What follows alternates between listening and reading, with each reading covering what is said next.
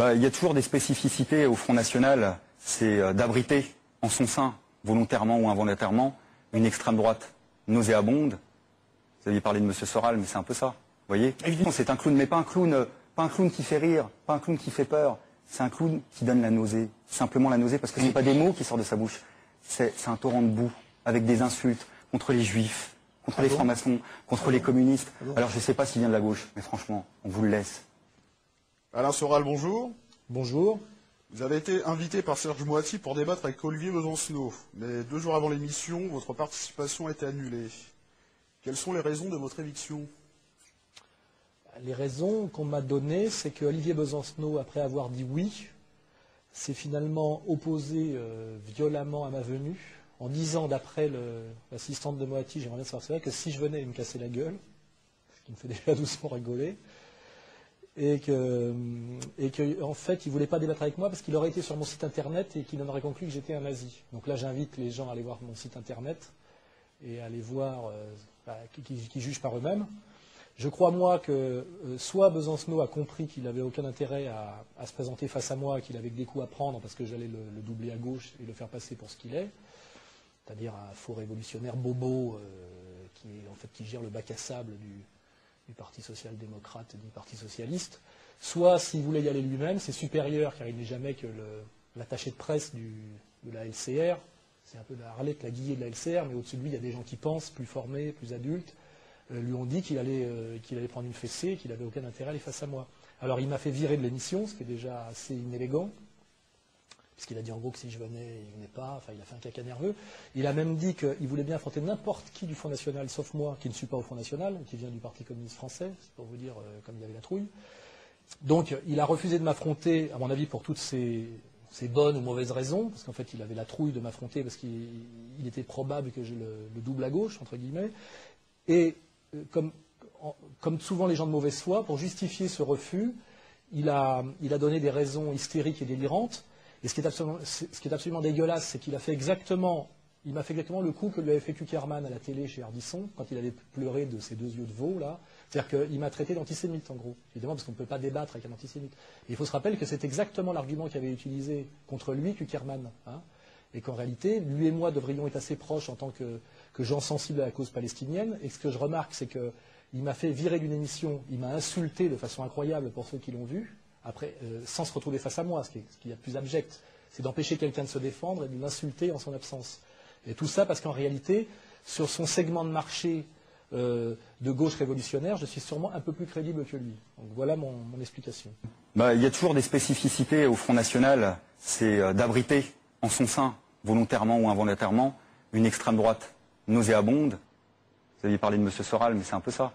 Vous voyez, c'est un clown, mais pas un clown qui fait rire, pas un clown qui fait peur. C'est un clown qui donne la nausée, simplement la nausée, parce que ce n'est pas des mots qui sortent de sa bouche.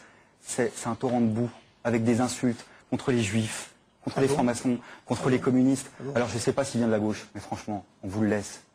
Et justement, quel type d'argument vous lui auriez opposé lors de cette émission?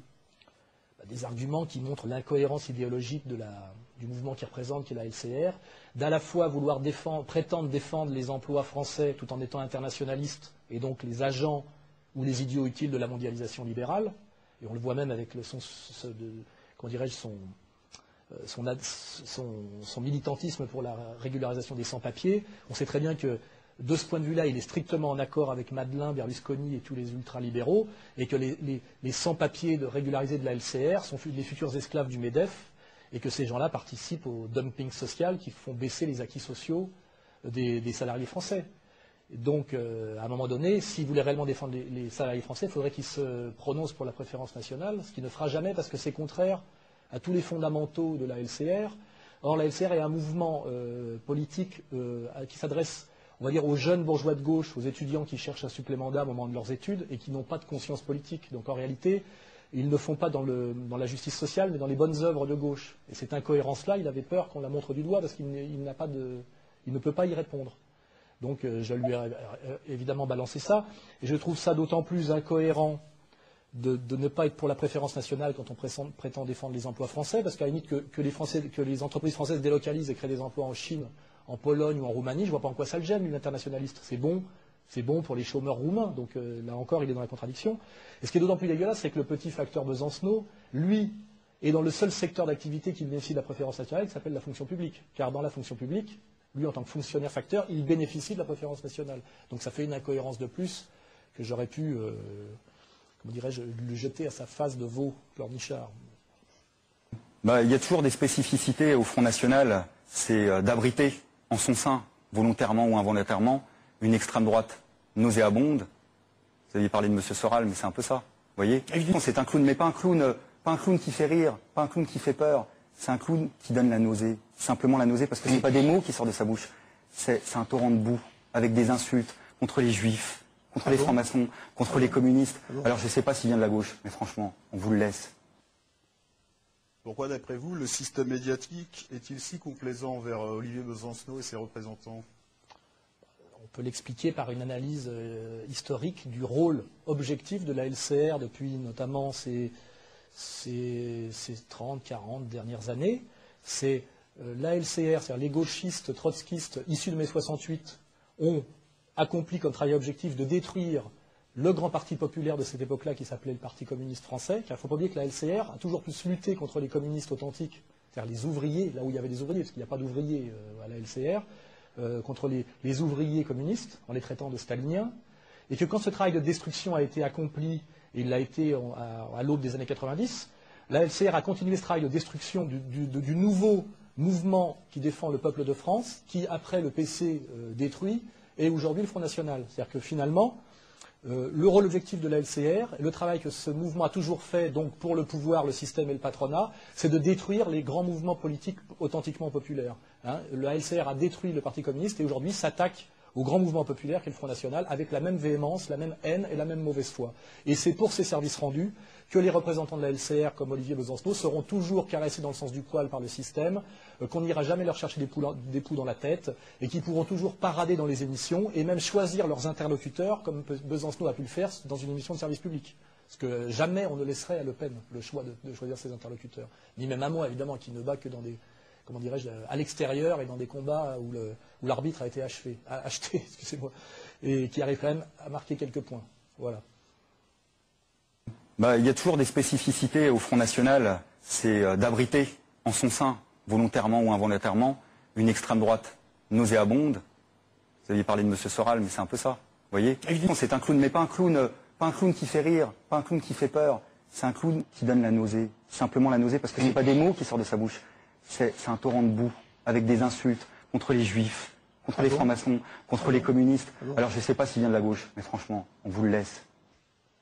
Et est-ce que vous auriez un message à lui adresser? J'en ai plusieurs. Limite à lui, j'ai pas forcément grand-chose à dire. Ce que je voudrais dire, moi, plutôt aux gens qui me regardent, c'est qu'il faudrait qu'ils se posent la question de la... Il y a un vrai critère d'authenticité révolutionnaire et il y a un vrai critère, comment dirais-je, de résistance au système, que je connais bien, que Le Pen connaît bien, c'est la diabolisation.